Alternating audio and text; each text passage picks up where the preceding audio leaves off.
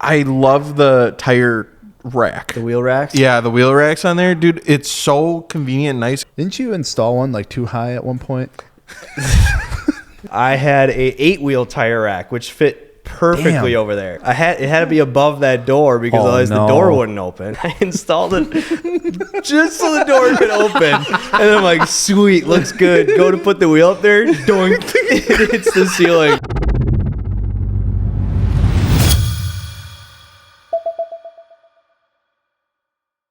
Are we filming? Yeah, welcome back to another episode of the MartiniWorks podcast. I ate Alex. So what we did instead is we got our good friend, buddy, old coworker, whatever you want to call him, Jake Spence. How you doing? I'm doing good. I'm glad you decided to come on the podcast with us because you got a crazy garage with like more BMWs than anybody else I know. Yeah, that's for sure. Like my neighbors think I have a problem. You do have a problem. So what we'll be doing today is we'll be talking about a bunch of different stuff. First of all, I think we'll get into like, is a project car worth it? Because I don't know anyone else better to talk to about project cars than you right now.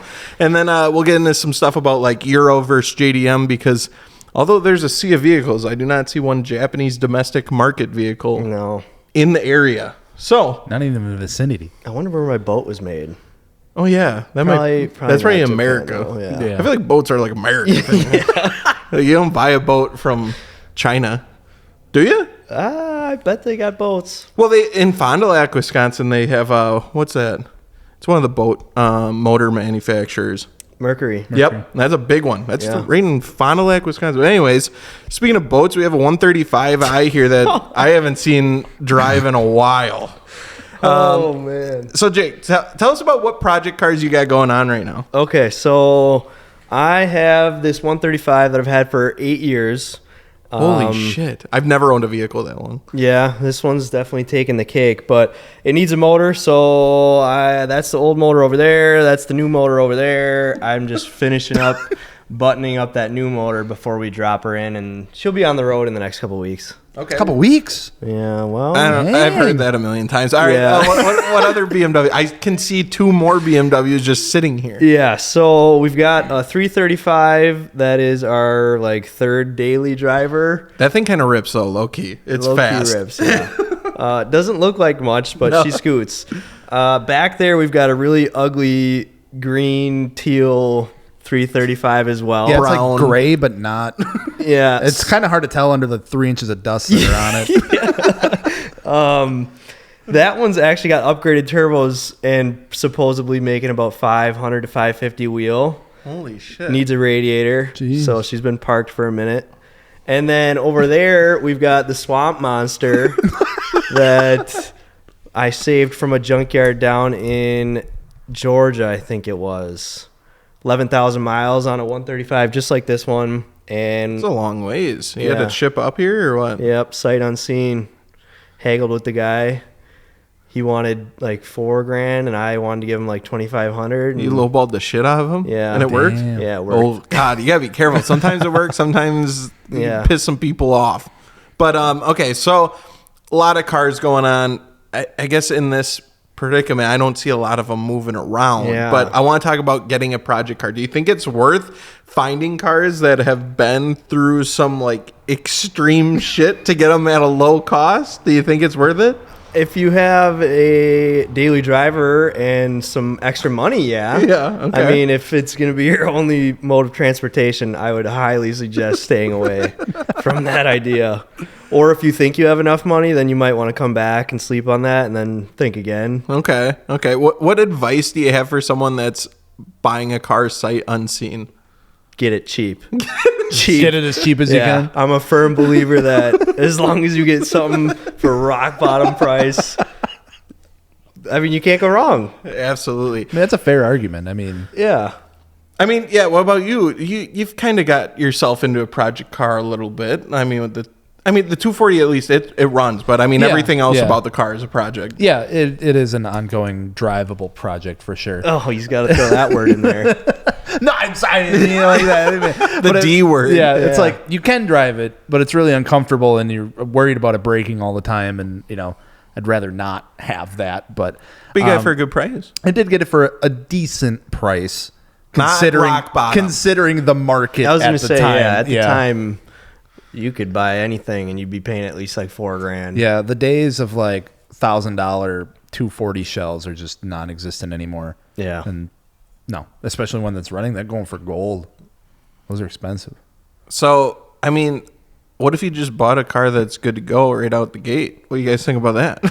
That's no fun. Yeah, that's boring. That sounds like something you do when you're like 50 years old. Yeah, that's what the daily driver's for. Like that's why I got the 328. Like that's just I can, get in that and I don't have to worry about it. I think getting a project car is one of the main reasons I ended up even getting the Supra, because I had the 20th anniversary GTI. True. And I had so many issues with it. The show box. The child's show box. My mom. So, you want to read it? I see it. If you want to read it? It looks like a child's show box, said my mom. Where is that picture taken? It was on Downtown? Instagram, and I was a little bit under the influence when I read the comment, and I was like, I'm going to make a fucking t-shirt out of that comment. And it's, people think that I fucked up, but that's how it was spelled on the comment on the post. So a lot of people want the t-shirt. I don't know why. I don't know why I wanted the t-shirt. Missing an opportunity. Yeah, I guess so. But getting this car taught me that I didn't want a project car. It was nice, and it was satisfying to find something broken, fix it, make it nicer again. That is extremely rewarding. But when it just keeps happening and happening and happening and just beating you down, because initially I wanted to get an FDRX7, and then I realized I didn't want to do that to myself.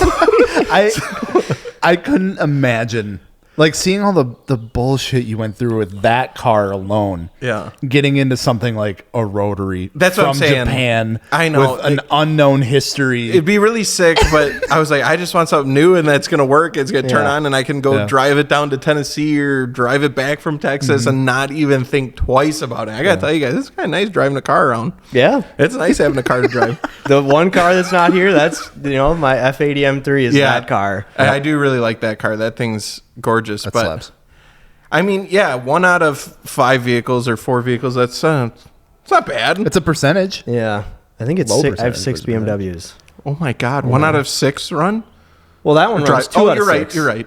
Okay, sorry. Third one's not here, but that one runs. That one runs. These two definitely don't run. You could do it. Say we're at a solid 45%. Yeah. Runs and being able to drive 5 minutes are two different things, though. I could fire her up, but taking it down the road, that's separate. Yeah. Well, I know you got one that you listed for sale, so you just sell one, your percentage go way up. You're setting yourself up for success. I don't see the problem. Listen, I don't know how you don't have all these driving for 5 minutes, because you got one of the craziest garages ever. You have a million tools, tons of toolboxes, lights, a fucking lift in your garage. These are the bare minimums of what a BMW owner needs. If you don't have this, you're in trouble. So what you were describing before with that car, that's just Euro stuff. Yeah, that is Euro stuff, which I think will lead into our next segment when we get into Euro versus JDM, but we won't hop into that yet. Tell us a little bit about what you've done to this garage, because I know this is a newer house you picked up, and then you did a lot of the stuff in here, right? Mm-hmm. Yeah, that's been super fun. I think I found a new hobby of mine is just kind of tinkering around and transforming spaces. So when we moved in here, this garage was literally a blank slate. There was drywall and plaster, so there was walls and a ceiling, thankfully, but then everything else I've done. So epoxy floor, well, actually these days they don't use epoxy anymore. They still call it that. It's called polyaspartic coating because I don't know the difference. Yeah, epoxy yellows over time. Okay. No, I like this. It looks really good. A bunch of Husky cabinets, black ceiling, which was super controversial. Everyone's like, oh my God, you just took all the light out of there. You're not going to be able to see what you're doing. Is that true? No. You can see fine? It did darken the space, but with enough light, in the white walls. Yeah, you got some cool lights up here too on the ceiling. Yeah. Everything's sleek rig. Yeah. And I never thought about coming in here thinking it looked dark or anything. I think it looks nice with the black. You kind of have that in your last garage too, right? Well, checkered. Yeah, yep. Yeah, the checkered was definitely too NASCAR for me, so we went just straight black. But yeah, I've lost track of like what I've got going on in here. There's a lot of stuff going on in here. Okay. This took like 6 months. It didn't all happen in a day. Yeah, definitely. I mean, if you can't drive the cars, might as well mod the garage where you keep them. Exactly. What's one thing everybody needs for their garage that they're missing out on? Oh, Come on, garage man. If you live in Wisconsin, I'm just going to go ahead and say a heater. Or if you live anywhere up north where it gets cold, like if you don't have a heater. That was a game changer. Yeah, for sure. I remember we were looking at houses back when we were searching around shopping for a house, and the garage was kind of a big deal. And it was like anyone that had like a heater like in the garage was like, okay, I'm gonna look a little further into this house, you know, because otherwise it was like, nah, I don't want it. But it was like anytime there was a heater in the garage or it was slightly nicer, it was like, all right, we're gonna take our time looking through this one. We got 10 minutes instead of 5 because the housing market was going fucking crazy, and you got like 40 people looking at a house at once. But oh yeah, heater is a game changer. Mm-hmm. I even used your garage in the winter because you had a heater. You were able to plastic dip your wheels. Yeah. I would say my favorite garage mod that I also have personally, well, the pressure washer is super nice, but I love the tire rack. The wheel racks? Yeah, the wheel racks on there. Dude, it's so convenient and nice, especially as a guy that has multiple sets of wheels. Because wheels take up so much damn space when you're not using them.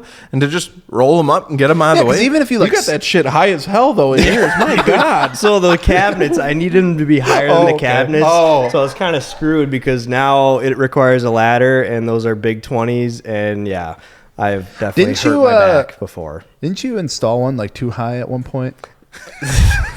Do I remember seeing that? So over there in that corner, I had a 8-wheel tire rack, which fit perfectly over there. So I got it all installed, and I had to install it. You see the door? It had to be above that door because otherwise the door wouldn't open. Yeah. Right. So I installed it just so the door could open. And then I'm like, sweet, looks good. Go to put the wheel up there. Doink. It hits the ceiling. I'm like, I did all that work. Oh, no. And I can't put it. And people are like, just lay him up there flat. I'm like, bro, that defeats the whole point of it. You got an 8-wheel rack and you can fit 4 on it again. Yeah. So well, it looks good now. So would you spackle the drywall? Yeah, I had to clean her up. I had to spackle the drywall, repaint, all sorts of different things. But 2 safe racks. These are on Amazon. They're cheap. They're not even that much. They're like good. $70. They're worth it. Yeah. They look nice. Because like even if you stack right. them up in like a corner and stuff, like that corner, you got to get to it. If you need the wheels, it's like it takes up a lot more space. So yeah, getting them off the ground, just out of the way, that's the move. Mm-hmm. I still have like 4 sets in the basement though. So.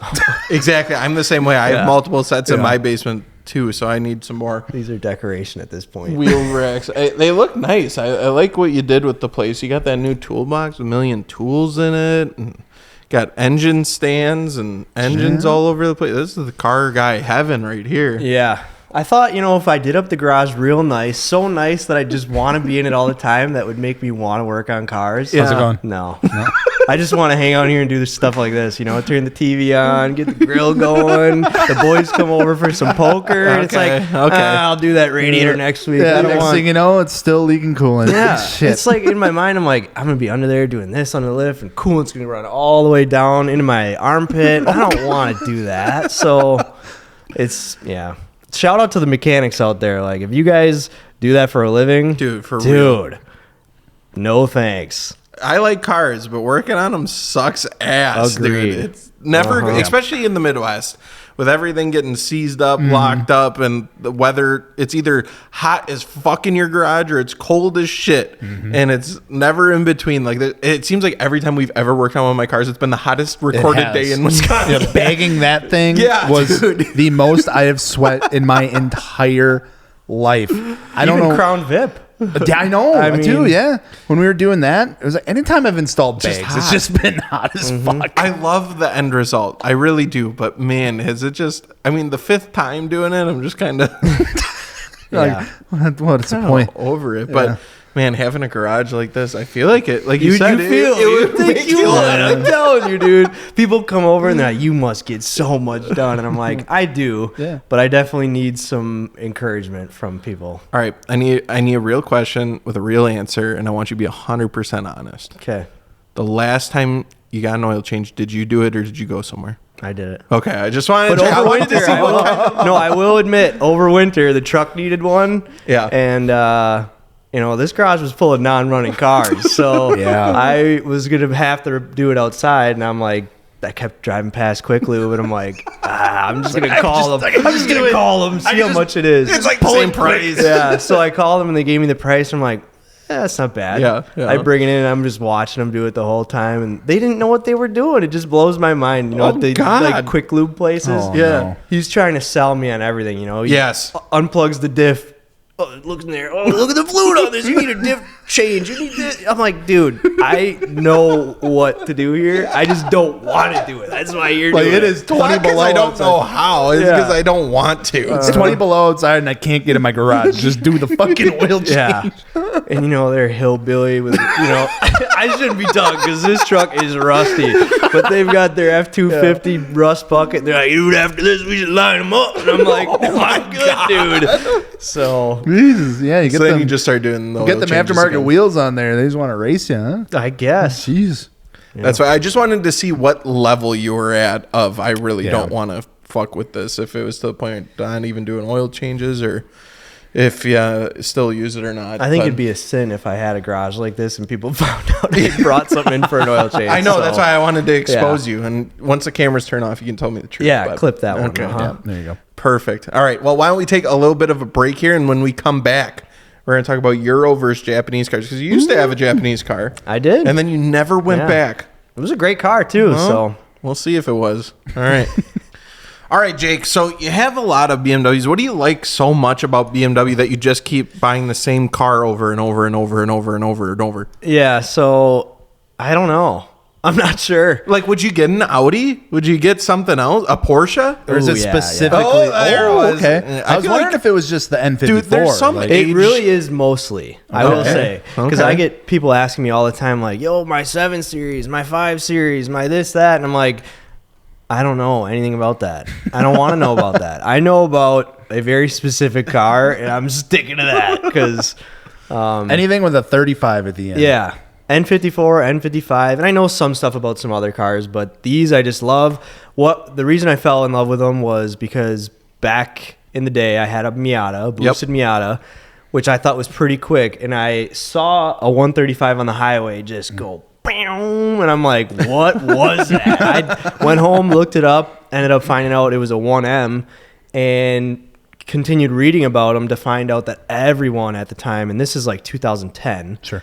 13 years ago, holy crap, people were just saying you do a couple mods and they're just super fast. They respond to tunes really well. You can gain 100 horsepower just from putting a tuner on Damn. it. And I'm like, I need that.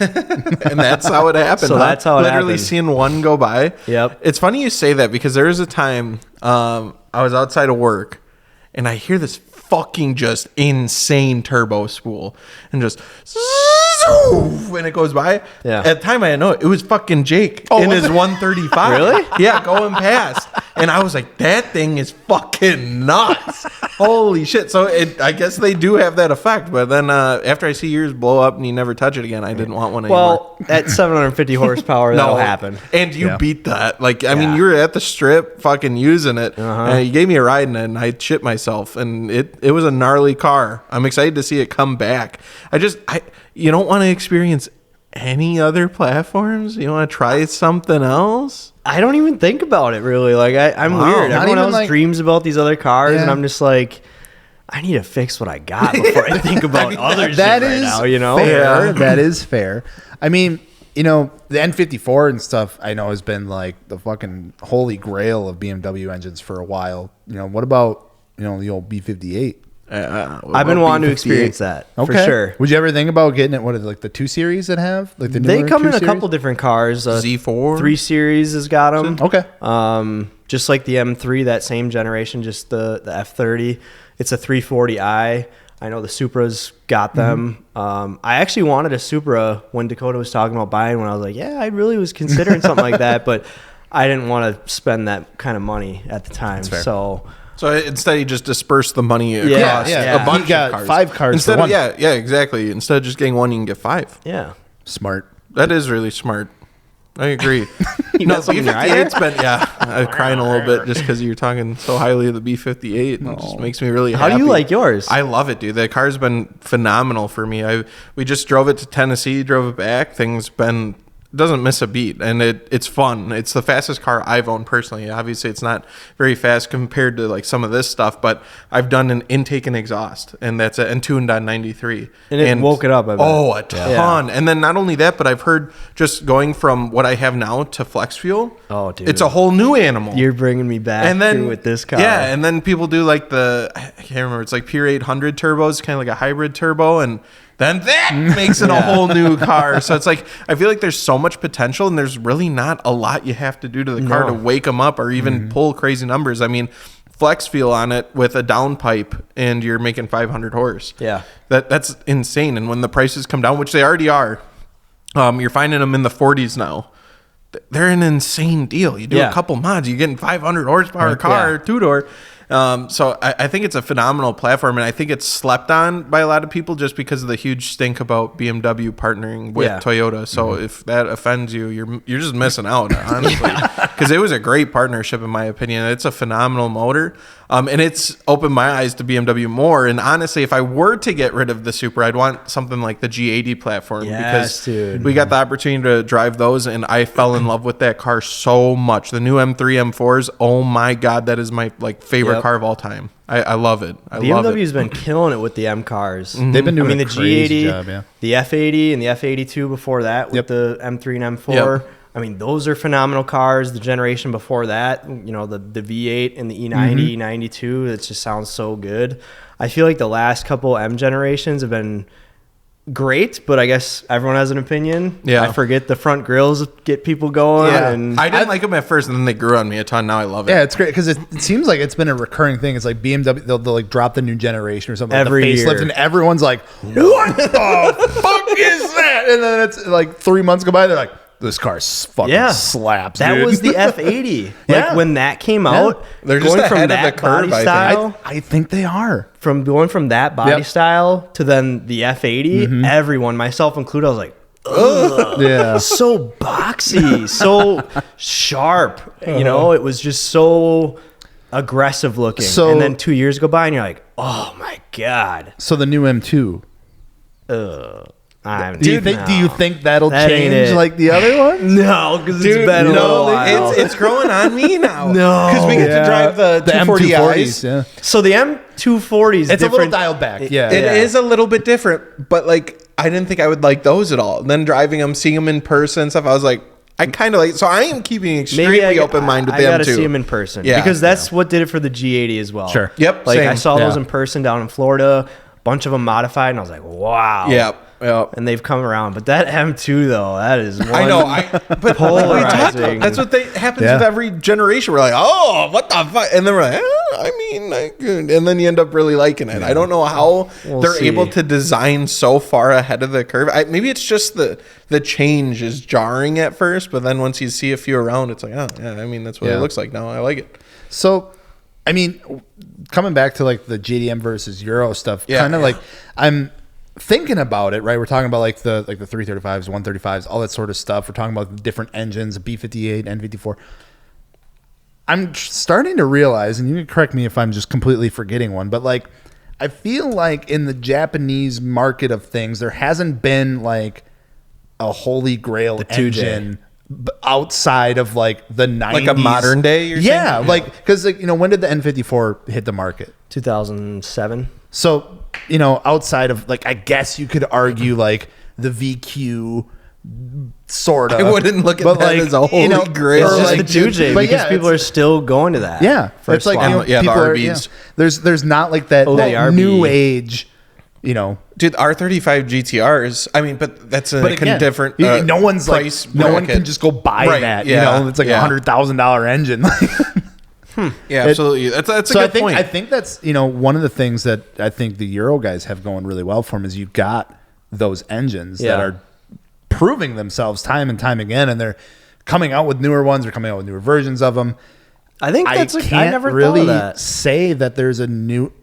Maybe the new, or not new, but the one that they've been dumping in the Infinity and the new Z, twin turbo V6. I don't but even know. then, it's just I drove no one is holding an engine in the JDM world on a pedestal that hasn't been out since like 1990. Well, it's because they're reusing engines essentially, or slightly modifying them and changing them. And I tell you one thing, Subaru ain't that holy grail engine. I can promise absolutely not. So that got me thinking. Euro, BMW's got that N54, those other engines. Audi's got whatever comes in like the RS, the TTRS. A lot of those cars can be very fast. Yeah. Same thing with Mercedes. But then you start to look at the JDM market, and I feel like the Euro market's stacked with cars that can go very fast in a straight line if you want to modify them. Right. But then JDM cars, I feel like don't. Like, they're more driven for drifting or road course driving. I don't know, because even the new what is it? This is how bad I am with JDM. What is it, like a GR86? Is that what it is? Those things are sexy. I like that. They look good. They're slow as fuck, and the engines aren't good. That's what I'm talking about. It's like they make a beautiful car like that, and I do love the car. You look at it wrong, and the engine's got issues. Take a corner too tight, and the RTV flies up into the oil pickup. Yeah, and you got that's what's going on with them right now, and it's an NA 4-cylinder boxer engine. That's just. What about the new Nissan Z? How's that? Okay, so I haven't had the chance to drive the Nissan Z yet, but I've been in one. I've taken a ride in one. I haven't driven one, but I drove like a 500 horsepower Q60, which is the same engine that's in the Z. Yep. I wasn't really about it, to be honest with you. It felt poochy and meh. Yeah. It didn't really like throw you back. I don't know what it was about, because it was making pretty good power. Right. Now, granted, it was a colder day that I drove it on, so maybe it just wasn't hooking up. But I don't know. It didn't feel good. I had no desire to drive that car again. Yeah, exactly. Yeah. It's like, I don't. But that's what I'm hearing about the Z too. I'm trying to keep an open mind. So Alex actually picked one up recently. I don't know if we can say that. If not, cut it. If not, cut it. And I don't know. Everyone that's gotten one has been like, yeah, it's all right. It's a car. Yeah. And it's just not exciting. Yeah. So. It's like, I don't know. Again, I think it's one of those cars that has like potential if you do stuff to it and like you drive it, but like everyone that I've seen just hasn't done stuff to it, or they have done stuff to it and then they just let it sit. But like, I got in that car, I had to like move it down the fucking street or whatever.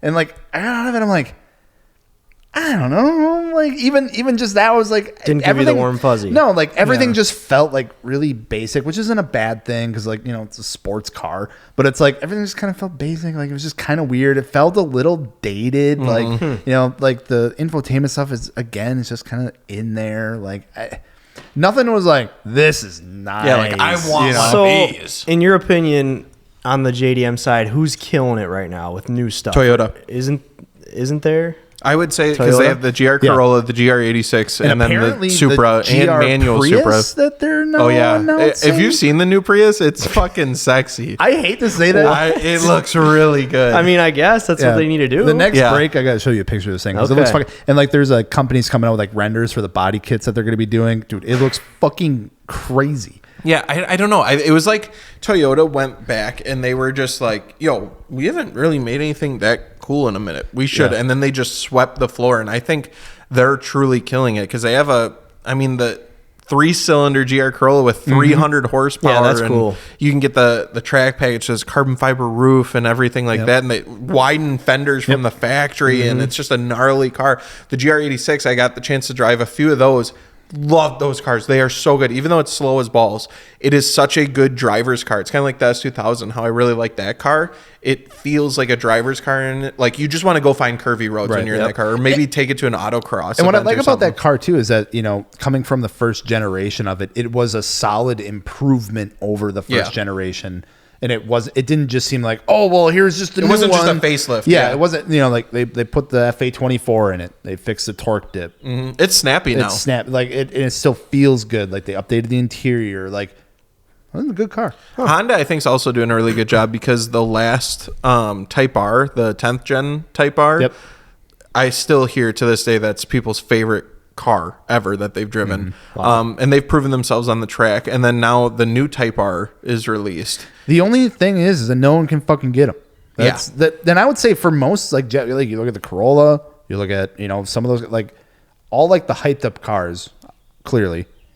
You just can't fucking get your hands on unless you're paying. I think the I saw something like the dealer like markups. the top edition GR Corolla. I just saw something. It was like someone got it. It was like the first one in the States or whatever, like the actual carbon package one. One was like $75,000 for a fucking Corolla. I'm like, Yeah, that's gonna get hit by the old depreciation pretty hard. But I mean, that person probably doesn't care. No, they have the money to do it, obviously. exactly. And this isn't something new. I remember when the 10th gen Type R's, people were paying that money for them initially. You know, I mean, I see a dip when they were in the 30s. You know, I would love a chance to get my hands on one of the new Type R's. Yeah, me too. I think love that. I think that's gonna be a really good car. Okay, Jake, as a big Euro car guy, if you had to get a Japanese car right now, what would you get? It could be old or new. Is there one that just like if you were forced to, I'm holding a gun to your head right now, Jake, buy a Japanese car?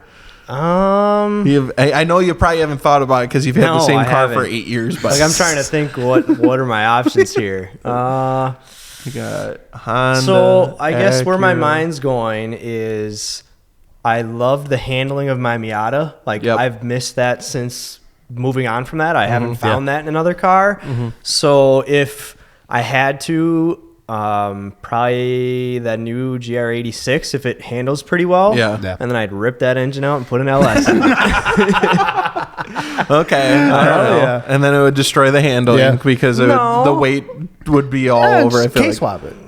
K-swap, yeah, that's See, the that reach. just There's sounds- the engine on a pedestal. Yeah, I would That's say the holy yeah. grail. Everyone's K-swapping everything. That's right true. now. Don't So, delete your comment if you said, Gels, you're a fucking idiot. What about the K series Honda engine? I forgot. Engagement. Okay, Here it comes. Yeah, sorry. Yeah, I don't know. Knocking Probably down that. my door right there's now. probably more to that. GR86. They're or- great looking. Yeah, I don't know. An S2000 would be cool, but that's old. You know, they're old. Older. I'd want They something age nice. like fine wine. So I feel like you can't find a nice one. Yeah. Oh, well, I would can. argue it because you can. Half of them are old by the oldest fucking people you've ever seen. The old Like it's a community convertible. loves those. Yeah. You go to a retirement home, you probably find a couple S2Ks. Oh, in they're there. absolute fucking gems. Every time I see it top down, I see that gray, silky hair waving in the wind. I'm like, you son of a bitch, you don't even know what you have. Yeah. Give that to My me. car's worth how much? I bought this for like $5,000.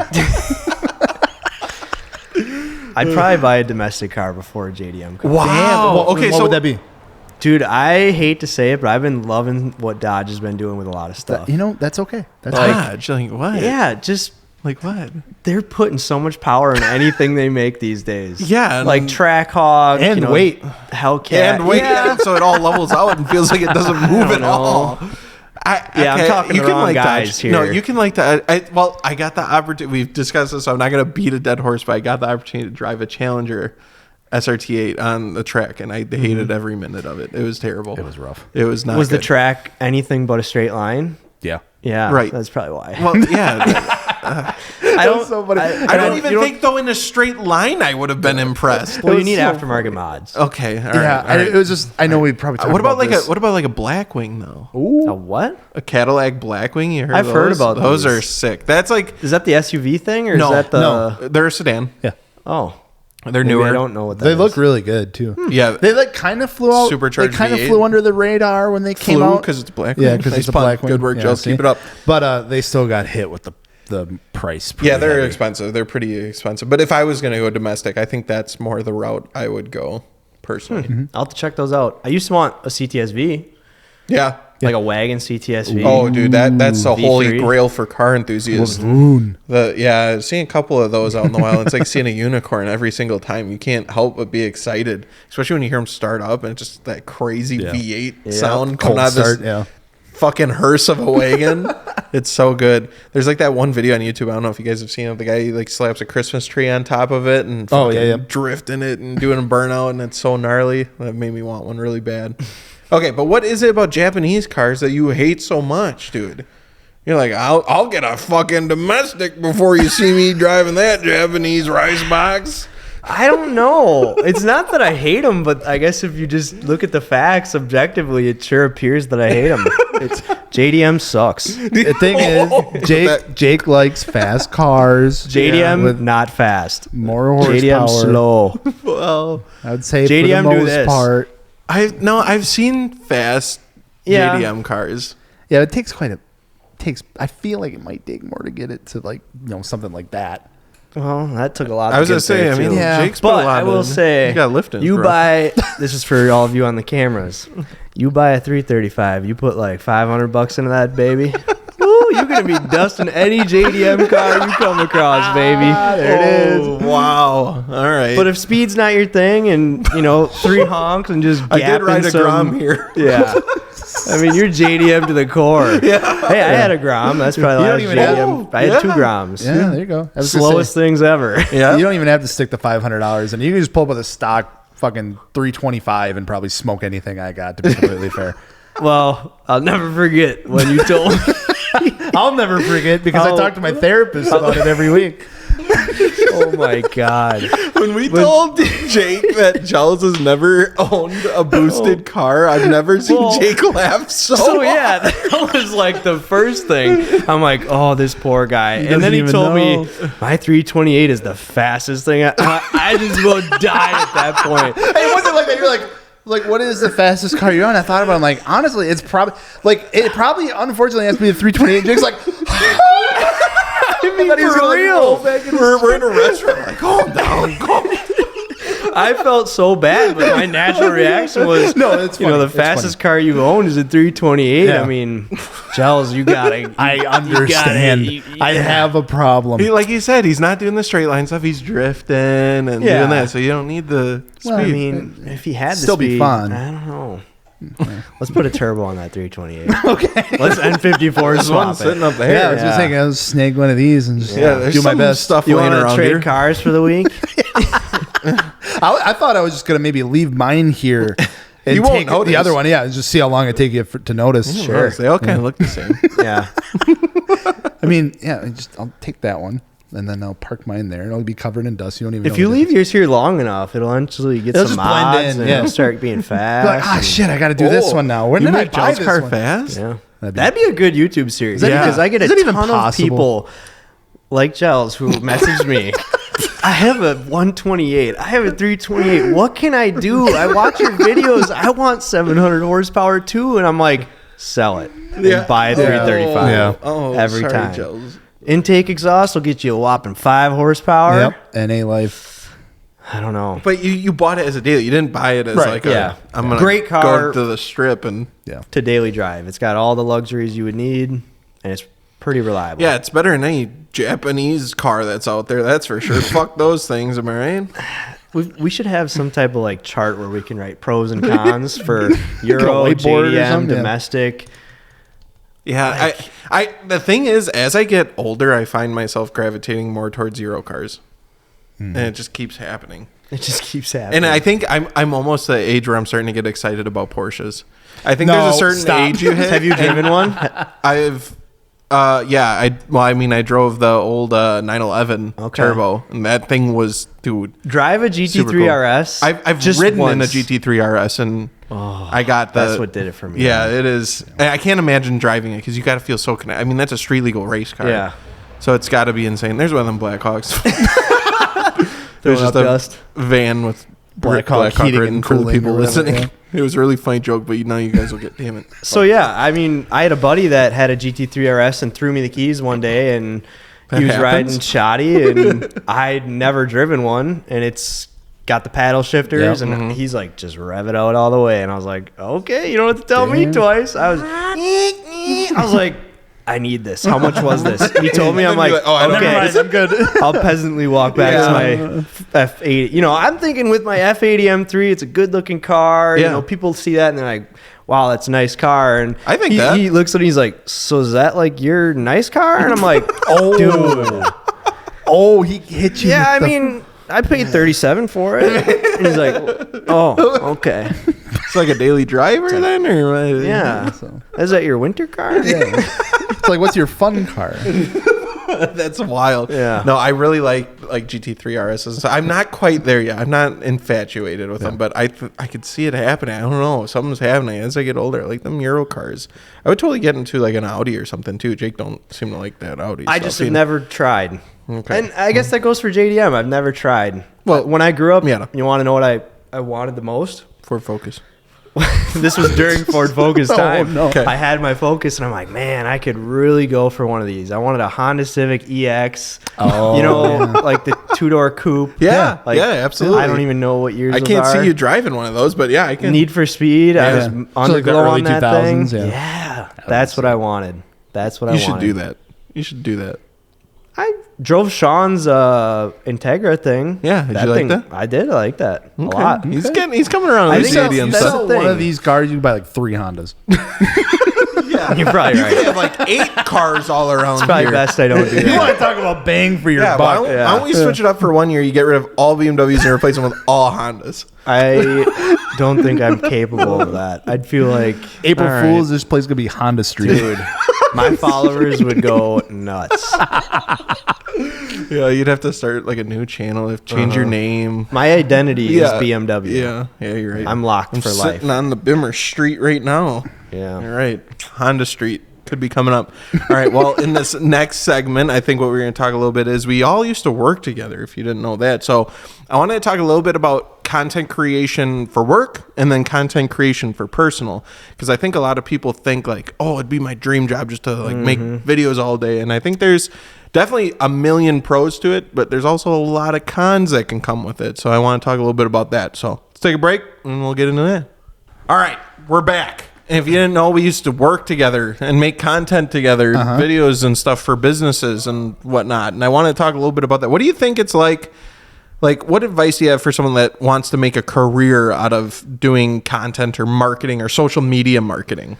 I think a lot of people want to do that. Yeah. It's not what it seems. No, it Not is quite. and it isn't. Like I said, there's a lot of benefits to it, but there's a lot of hardships that come with it too, and it is draining. Yeah. 100%. I would say doing it as a hobby, doing it for fun, posting on socials, maybe making videos of stuff you're passionate about doing and just want to share with the world, like start there. And if you can find ways to monetize that, I mean, there's a million ways to monetize content. I think if you put out valuable stuff that people either learn from or find funny, there's something there. Yeah. But it's not as easy as it looks.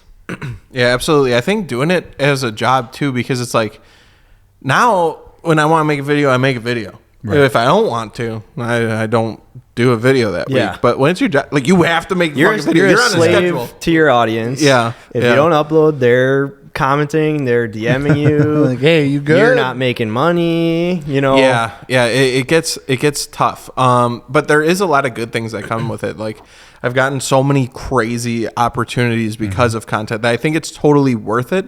I just think you just can't hop into it full time right away with no plan or anything and not knowing what to expect. Yeah, and don't let it like beat you up either, because it's so easy to just be like, yeah, I didn't upload last week. I'm such a piece of shit. Like, Well, like, and then I'm never gonna do this again. I think like, the it's super worst easy. part of it is comparing. Because Yeah. no matter Yeah, what you're always position gonna do that. you're at, you will compare yourself to someone that's doing it better. Because there is always someone that's better. No matter if you are at the top number 1 place at YouTube or the bottom, there's someone that you can compare yourself to that's probably doing something better. And I think that's the killer of it, really. And it doesn't matter too if it's like you're doing it for business or personal. There's businesses out there that are killing it on YouTube, and there's people that are doing it for their personal stuff and they're killing it. So like you genuinely just have to make the content for you. You have to be enjoying it, because if you're not enjoying if you're it, not you're gonna passionate about what you're making, it's gonna feel like a job for sure. So I don't know. That's just a weird one. I think a lot of people, especially young people these days, you know, I go and talk to nieces and nephews and they're like, you're a YouTuber? Like, that's your job? And I want to be a YouTuber. And it's like, no, don't do it. It's like, a trap. No. Yeah, I think it can be good, but I would say it goes with any business. You don't just quit one day and decide, I'm going to open up a restaurant. You know, I think it goes the same way where you got to start doing it on the side. I'm a firm believer that any business out there, you should start to do as a passion. You should slowly do it after hours on the weekends. And if it proves itself and you've got demand or it's working, you're seeing the results, continue to do more and more until you physically cannot do it. And you have to pick between my 9 to 5 or I'm going to keep watering this thing after hours. And once you got enough traction, you got to leave one or the other, and that's when you double down. But I would hope at that point, if you're making content, you've got enough going that you're making money already in one way or another through merch or through advertisement deals, through AdSense, through affiliate marketing. I mean, there's a billion ways to do it, but at least start there. And once it gets to the point where you're like, oh, I'm making enough, I've got demand, everything's growing, I should really jump, I would say that's when. Yeah, absolutely. So when you started making YouTube videos, did you have the idea of turning it into a business, or were you making it just to upload? Not at all. I was just not trying to make any money. Yeah. I was a forum guy. I'm sure you guys are familiar with forums before Facebook groups put death to forums. But I used to be cruising the forums. That's how I learned a lot about cars, wrenching on cars, like what mods, how do I install this stuff, how do I do this stuff, all on forums. And I had the awesome build thread going on forums.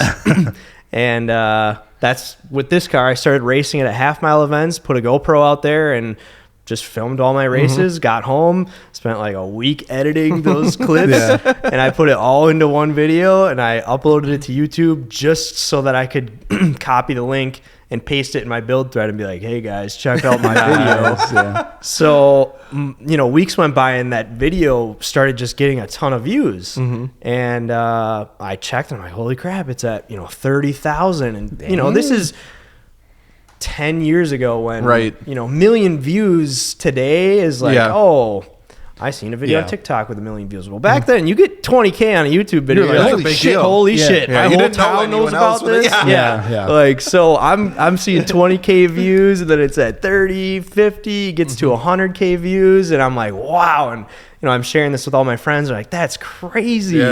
So I turned AdSense on at the time. You could just do that. The requirements were very low.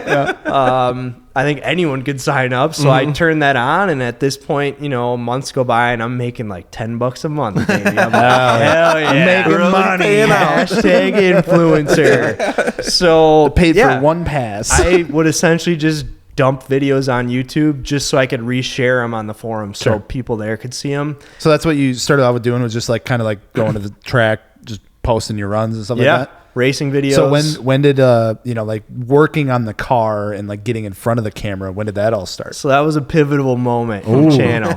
It used to just be street races and half-mile races, quarter-mile races. You could watch that. That's what I'm doing. Then I get an email from YouTube one day, say, hey, we're changing the requirements for monetization now. You have to have at least 1,000 subscribers and blah, blah, blah. They changed it. So what were you at this? What were you I at had the time? like 300 or something. Like, I had the views and the watch time, but no one was subscribing. Gotcha. So I was like, man, if I don't do this, YouTube says you're no longer going to get ad revenue. And I'm making $100 a year on YouTube. I'm like, I ain't ready to give this up. So I'm like, well, I'm watching channels like Cletus at the time. And I'm like, maybe I should just do a push and try to like see if I can get 1,000 subscribers. So then one day PayPal credit came through Clutch, bought a single turbo kit on PayPal credit. 6 months financing or whatever. And I decided I'm going to be a YouTuber and try to grow my first video. You guys got to go watch your first videos too. It humbles you immediately. I mean, I look stoned. I'm like, what's up, you guys? This is a different type of video, It is nerve-wracking. Trying to be like funny, like I don't know what I'm doing. It's like it was painful. So I put this video out, and like the few people that had subbed to the channel watched it, and they're like, what is this? Like this ain't racing. This ain't racing. And I shared that out to the forums, and like he's getting too big now. I can't follow this anymore. But I kind of had like a following, I will say, on the forums just because I provided a lot of value there. I had already been wrenching, and I'd just take pictures along the way and say, hey, here's the steps to do this. And I'd post a thread on that. So because that was like the shit back then. Like that was like that was the source of truth. That saved it so you could do it. So people thought of me that way, and they messaged me and be like, dude, I've been following you on the forums. You're the reason I could do this, blah, blah. So once I said, hey, I started a YouTube channel, instead of putting pictures and build threads, I'm going to be posting these videos here. If you want to see this stuff, you're going to have to subscribe. Then I started growing that from there. And then I ended up hitting 1,000 subscribers. How long did that take? honestly, I think it was maybe a month. Damn. Yeah. That's pretty good. Grew pretty quick. But that's because people on the forums knew the car and the build thread. Right. And they're like, oh, this is a new thing. At shovel the time, them over to that. 10 years ago or whatever it was, probably not 10, YouTube was coming up and people were watching I think TJ Hunt and right. Adam LZ. So they're like, oh, I can really do this. So that's how crazy. that started. And then Instagram at the same time, I had like 500 followers, grew that up to like 1,000. And here we are. Now it's you guys all have successful channels. You're working with successful people. Social media is never what I thought it would be, you know? No, it's and within like the last couple years, it's made such a switch. So Yeah, I'm sure it'll change crazy. again Oh yeah, soon. 100%. Always got to be on your toes. TikTok really changed things up, I feel That's like. what I'm wondering. Like the next generation of car enthusiasts that are making content, are they even going to do YouTube, or is it just going to be like TikTok and Reels, or It's just tough. I YouTube don't Shorts? because it's like are you know, YouTube channels going to be dying out a little bit? it's weird Just who's because on there. I mean, we talk about it all the time. It's like, man, I spent a whole week producing, filming, editing, working on the car, and I got 1,000 views. Dude, that's how I've been Or feeling. I can make some stupid fucking joke on TikTok and it got 2 million And you in filmed it 2 in hours. 30 seconds. Yeah. So, Like, yeah. that's where it gets really tough. So it's like, obviously, you know, from an outside perspective, it's like, oh, I would just fucking do TikTok and Instagram Reels. Like, you look at the views you get, look at the followers you get. It's like, I still feel like, and this could just be, you know, the old mentality of what we grew up with, that there will still be a place for the longer form content of that stuff. Yeah. I think there has to be. There has to be. Right. I just don't know what that will look Yeah. like. I think because these days everyone's on their phone 24/7. Right. So it's so easy to say, I'm going to hop on for you're not going to watch a minute YouTube and a video, half, but you know if you hop on Instagram, you're going to have some dopamine hits for a couple of seconds. Yeah. So I think people at the end of the day, when they're ready to relax, at least that's how I am. I want to turn on YouTube Right. or Netflix Yeah, or same. watch a Yeah, movie. same. So it's your choice. You know, during the day while you're out and about, you're watching TikTok and Instagram or scrolling through Facebook. But when I get home and I'm ready to relax, I'll throw on a YouTube video or a movie or whatever. Right. I think there's still going to be a place for that. At least I hope, because if we just turn into like a 30-second society, I don't want to live here anymore. Well, hopefully YouTube keeps going. Yeah. Because I just enjoy the content creation. I love making a full video, like a 10, 12-minute video. It's satisfying to me. And you can, I mean, you can with TikToks and Reels too, but like, I don't know. It's different. It's different. Right. It's definitely different. You're really but taking a I'm glad shot in the that dark with it. it changed, because when TikTok first came out, for whatever reason, it seemed like it really hated when you use like high quality, like if you're using a Sony camera or something like that. It's like if it wasn't filmed in the cell app, phone, you footage, know. and everything kind of looked like shit. Now it seems like if I film something with my camera, it'll perform the exact same as if I do something with my. It all comes down to the layout of the video, like what's being said, how it's being said, what's being audio is fucking huge. Audio is massive on TikTok. If you why we could got make a these mics. banger video, and if you didn't use a trend and sound, it could just shit the bed completely. Yeah. Or I don't know. It definitely takes longer for them to get found if you don't use an audio. Yeah. An audio can make a stupid video fucking take off like crazy. So that's wild. Jake, what would you say to an up and coming content creator in the car space? And if what would be like a couple tips that you'd give them for making content? I would just say do it. Just start. You know, a lot of people, I would say the beginner is just posting like carousel photos on Instagram. Like that's like what I do. All right, I take pictures of my car or whatever my hobby is, and I share some things here and there. I would say taking that to the next step and making just some videos about stuff that you think you could share your knowledge with someone. Like if you know something, like put that in video form, share that. Or if you think you can make someone laugh, like those are the two things. Like providing 100%. knowledge, education, or entertainment. Your consumer, the person that's watching, needs to get some type of Some value value out from of their it. video. Yes. And out of their time. Yeah. But You're taking the I would time. say don't overthink it if you're Right. just starting. Like Oh, if yeah, you're like, 100%. oh, I got this idea for a video. If Do you it. had that idea, just do it.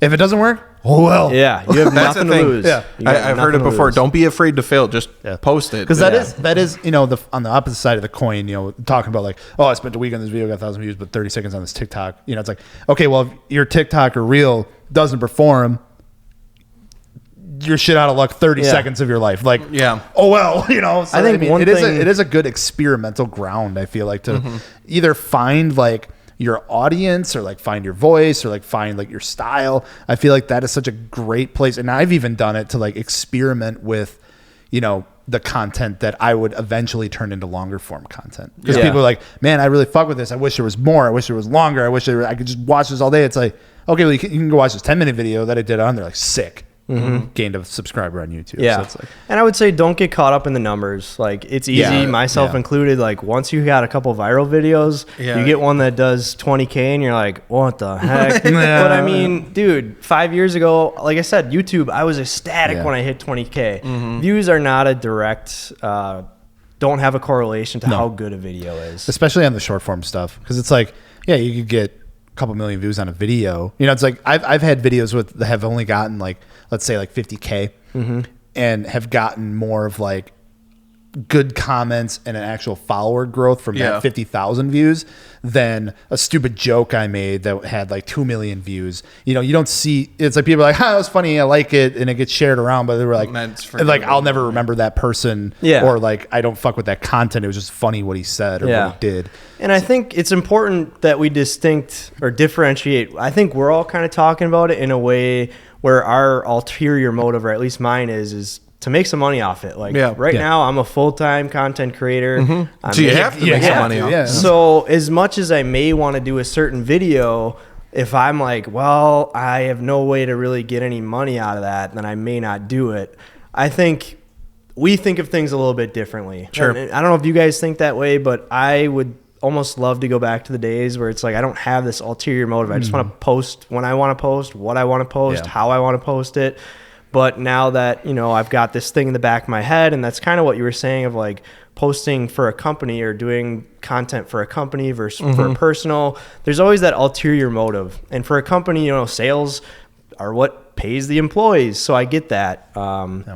But man, it's a lot different if you decide I want to do this full time. You're really... I think what it is it's like the pressure of the whole situation. It's like, you know, when you do make that switch, like this is what I do now, and it's like, you know, it's if the video doesn't do well, like say like you spend a week and this is all you do filming any video and it doesn't perform, it's like, well, shit. It's your livelihood. If like maybe if the idea was better, or if the location was better, title or was if different, the title was, you know, it's like then I wouldn't, you know, have to be worried about it. Where in the past it's like, well, no, I got my full-time job that's paying the bills. Exactly. I just wanted to do this. That's how I grew my channel at first, and that's how I'd recommend you do it. You know, you got your 9 to 5, paying $40K a year, whatever it is, $50K a year, and at, you know, night and on the weekends you're uploading videos, and eventually you get that to 20K or whatever. But I don't know, it's just different. And I'm trying to now. I'm at this point where it's like I'm 31 years old, and I'm my own boss, but do I see myself as a YouTuber or content creator when I'm 40, when I'm 50?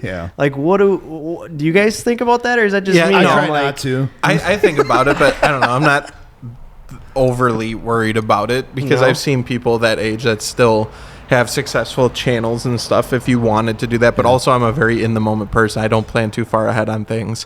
But I mean, it's valid, but we haven't been around to experience it enough because YouTube's only been around. I mean, when was fucking YouTube really started? Like 10 years ago, I would say. Yeah, exactly. So a lot of people have now made this careers, and it will be interesting to see. But do you watch like a 50-year-old on YouTube? I don't know about 50, but definitely people in their 40s. I've seen like Good Mythical Morning and stuff like that. Like I watch them like, guys, they're older. They're getting up there. You have like those, like I would call them almost like first generation YouTubers. What about Scotty Kilmer? When's the last time you've talked to him? Oh my God. We don't gotta get into that. That's a separate day.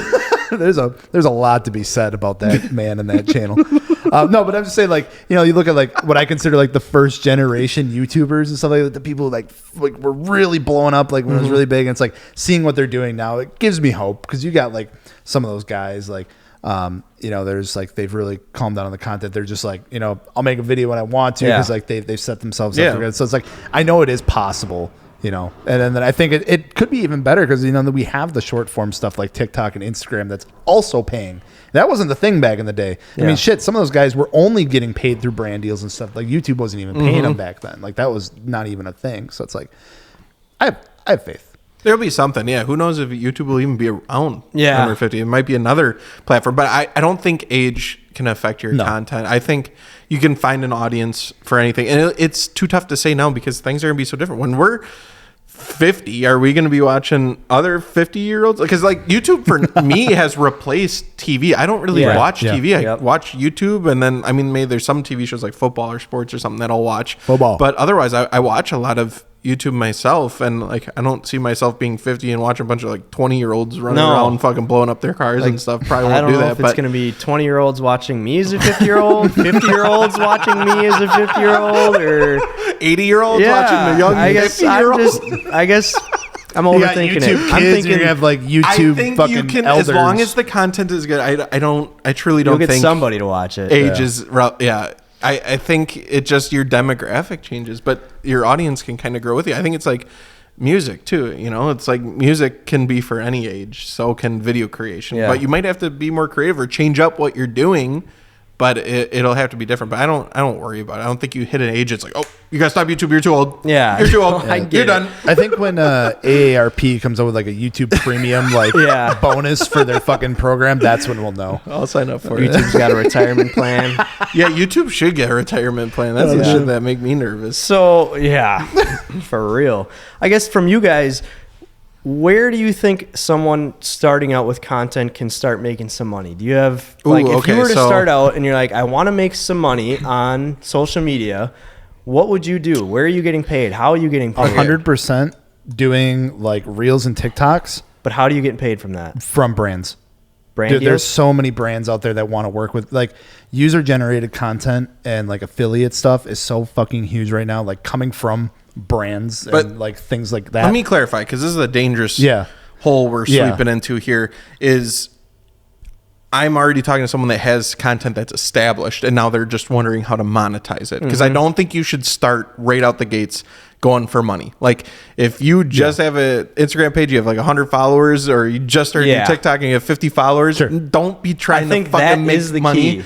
Sorry, maybe I misunderstood the question. You need to build an audience first. No, I just want to clarify before we start talking about, because I don't want people to think like, oh, I can go get a bunch of money. I'm going to go email brands now. I have 50 followers. Don't do that. Do not do that. So Joe's hit the nail on the head. I think he's talking about, all right, I have an established, I've established something here. What do I do? And I think you're just saying, hey, don't come out swinging saying, where's my ad revenue? Brands, TikTok is this holy grail of money that comes in. It's really not. I think over the course of 2 years, I've been paid like $50. Being paid from the app itself, it doesn't pay for shit. A million view video is going to get you like $20 on TikTok. But where the money comes in, and what you were getting at, is the brand deals. They reach out and they want you to review their product. But don't sell your fucking soul, for the love of God. Like if it, make sure it's a brand you fuck with, and if it's a piece of shit, don't go peddling it, because then it's it's just, it gets really weird and it gets really hairy. But if it's like a brand that you fuck with and like you follow, and you'd be like really happy to like promote their product, and they're willing to give you a couple $100 on top of it, that's the good stuff. I think moral of the story is stay true to what you're passionate about then, and just create content out the gate. That's, I think, what we've all done. You guys have created your own space just out of what you're passionate about, and you got people to follow you based on enjoying that, and then from there, the sky's the limit. And I think if you don't want to like go into brand deals, and you're worried about like making ads for shit maybe you're not totally into and stuff, you don't have to do that either. I mean, apparel is a really good way to do it. I haven't done it myself. I've done it for other businesses and done that. And I know, Jake, you've done a lot of apparel and stuff. Like I think you even have a press, right? Like to make apparel and stuff. I don't do that anymore. I do a lot of print on demand. So it's all like hands off. But that's another good way to... Order comes in, some guy prints it, ships it right to the customer, and I get, the difference. And then there's affiliate links too, which can be big if you do it right. I know you did a lot of that too with your blogs and stuff like that. Yeah.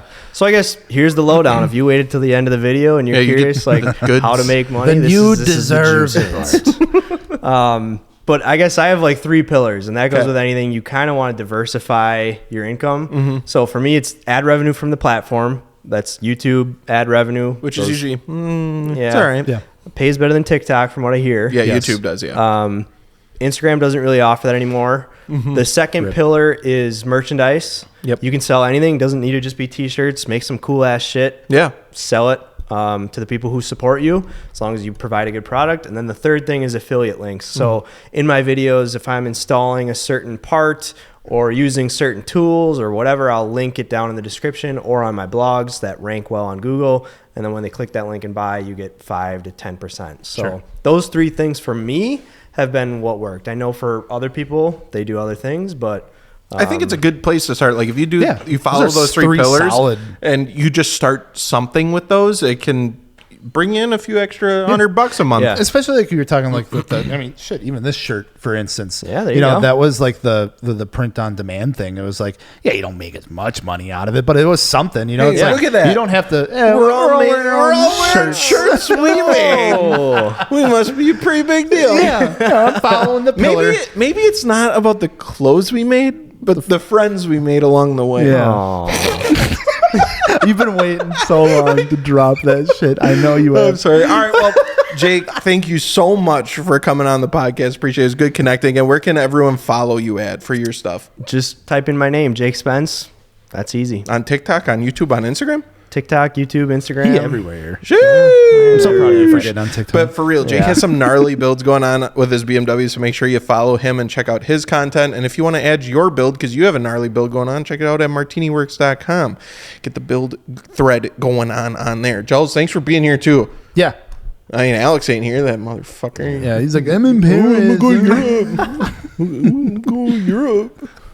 What is he doing out there? Do whatever he wants. He just does whatever he wants. I think he's going to Le Mans, watching that Chevy Camaro shit on the LMP cars or whatever's going on. All right. We got to clean up all these wires and cords in this nice garage. All right, bye.